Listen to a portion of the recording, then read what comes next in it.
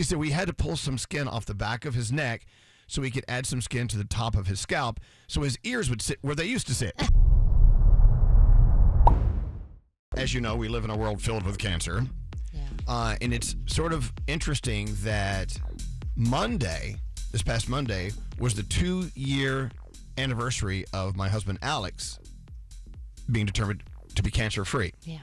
Which is great. The next day, yesterday, our dog Max had to go in to have a very serious operation to remove a tumor off of his skull. So it was one day to celebrate, one day to be scared as hell. Yeah. But as of yesterday afternoon, we're celebrating again because it was a very successful operation. Yeah. I tell you, Dr. Huck and her entire team at Animal Medical Center here in New York City, wow, it's incredible. Yeah.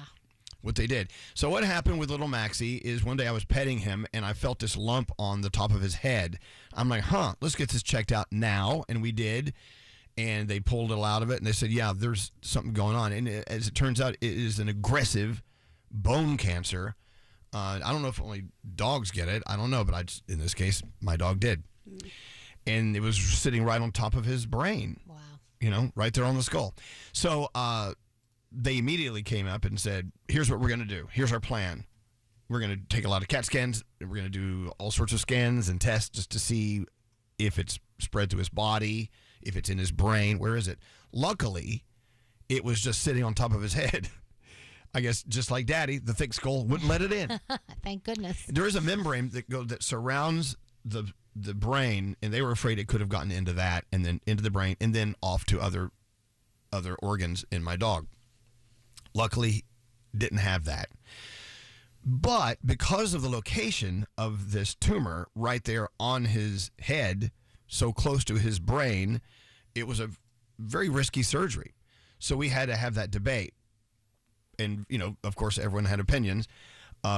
Should you put your dog through that and the recovery time and the possibility of him losing his life in surgery because it's risky, or because of how clean it looks in his body, take that chance and go ahead and let's try to give him several more years of quality life.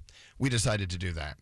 So yesterday morning, I left, took him to the incredible hospital, and I said goodbye to him.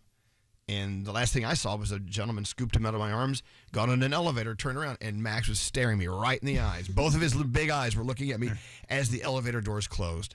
And I said to myself, that's probably not a bad thing, but that could have been the last time I ever saw my dog. No. So we went into surgery, 5 hours of surgery. Wow. They had to take a piece of his skull open. They had to pull out the tumor. They had to put a piece of titanium mesh over that.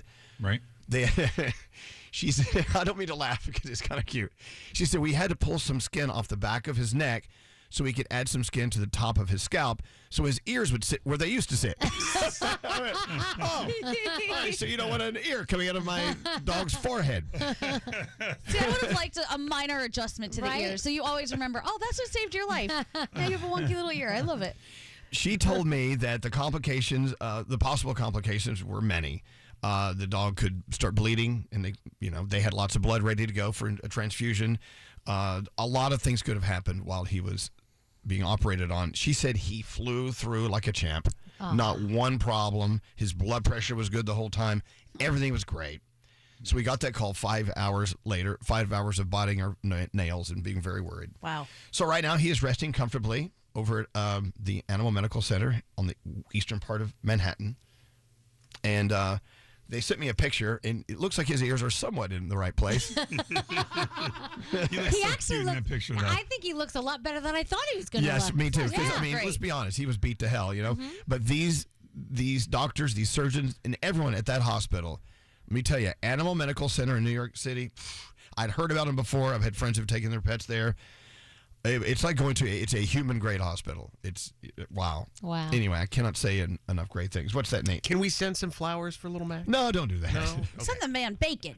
Yeah. He wants bacon. He wants bacon. Flour. Anyway, so he's going to be there for a few days. Recovery will be interesting because I have another dog I have to keep away from him, and it's going to be just a mess. And Froggy, you and Maxie Man now have something in common. You both had brain surgery. I know.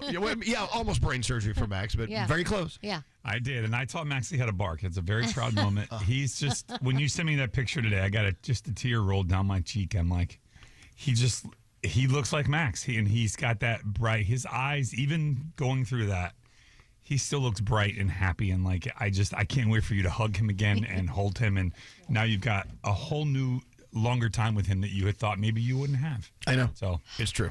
God is good, and modern medicine is truly amazing. I'll tell you a little story about Max, and a lot of people in this room know about it. So my best friend Dana knew that I wanted a little miniature schnauzer. So for Christmas, she got me one. And we were at a party, a Christmas party at her house, and they brought Max out to me, and I held him in my arms for the very first time. And I got to know this little dog and got to love him. And if you're a dog owner or a cat owner, you'll know exactly what I'm saying here. It was 2 weeks, just 2 weeks, maybe a week into my relationship with him. I was so in love with him, I started crying myself to sleep at night, knowing that my life would be longer than his. And so, when there was a chance we were going to lose him this week here, I was like, okay, here it is. This is the part of the life cycle of a pet. You lose them way too soon. And luckily, we have him for a few more years. And now there's that pill that maybe will prolong their lives. Yeah. Fingers crossed. Maybe too late for him, but No. I don't know. No, Anyway. they say it's for older dogs that are 10 pounds or more. Oh, okay. Not that I've researched this a little bit. It could work on humans, but yeah, it's kind of cool. What did you find you're sending to the hospital? A beef jerky flower bouquet. In a beer mug vase. It checks off all the boxes. Anyway, Beer and jerky. Beer and jerky, dogs love them. So a lot of people, text us every day. Through the course of a show, we receive texts from all walks of life, all people going through all sorts of things. And when I see that text, at least twice or 3 times per day, someone who said they just had to let their dog fly or their cat fly away because it was time for them to go. I feel your pain because I've lost pets before. Yeah, it's the worst. Anyway, but to the vets, the vet everyone working in veterinarian offices and hospitals, you are very important to us. Thank you so much for what you do. We have the opposite in our house because my mom, who's, she's in her 70s, she keeps adopting animals. And she just goes, hey, guys, just so you know, these animals will probably outlive me. So who's taking them? Oh, my God. I'm gone. And I'm just like, keep getting them because we can't all take them. I'm like, we can take a couple, but not the 15 of them that you want to adopt. Gosh, Mom. Love it. All right, so that's what's going on. And I did bring Max to work yesterday before I took him for the operation. So everyone here got to play him and pet him. That was nice. He's like the mayor. He walks around and comes over to everybody. He's like gives you your time. He's so cute. When there's a dog around here, with the exception of Diamond, it's the best version of everyone that I see. Everyone gets so happy, and all of a sudden people are talking in a baby voice and being sweet. Yeah. Diamond's like, get it away. Yeah, But everyone else. sorry about that, Diamond. I like Max. Max is different. Yeah, he's like the only dog I actually like. Two. He's one of two. Ollie, I don't know about. Yeah, my dog Ollie's a mess. He is a mess. But it's funny how he's running around the apartment sniffing, trying to find Max. This is his brother. Yeah.